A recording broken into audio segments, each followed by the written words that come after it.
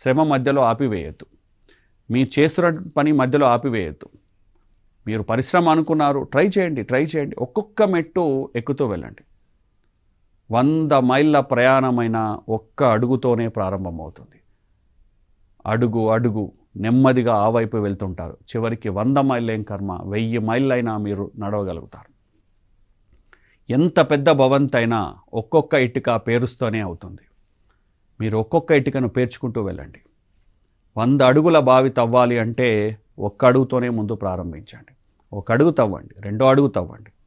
ఇలా ఏదైనా సరే నెమ్మదిగా ముందుకు వెళ్ళండి. ఒకరోజు ఎక్కువ పని చేస్తారు, ఒకరోజు తక్కువ పని చేస్తారు, కానీ ఆ దిశ వైపుకే మీరు వెళ్తుంటారు. పనిని మధ్యలో ఆపివేయద్దు. 100 అడుగులకు తవ్వితే నీరు పడుతుంది అంటే 99 అడుగులు తవ్వి మీరు 100వ అడుగు తవ్వకపోతే నీరు పడదు. ఆ 99 అడుగుల శ్రమ వేస్ట్ అయిపోతుంది. బిల్డింగ్ కట్టాలి, చివరి ఇటుక పేరిస్తే బిల్డింగ్ పూర్తవుతుంది. మీరు అక్కడ దాకా వచ్చారు, ఆ చివరి ఇటుకను పెట్టలేకపోయారు, మీ శ్రమ వృధా అవుతుంది. కాబట్టి లక్ష్య సాధనలో పని పూర్తయ్యే వరకు మీరు ఎట్టి పరిస్థితుల్లో ఆపొద్దు.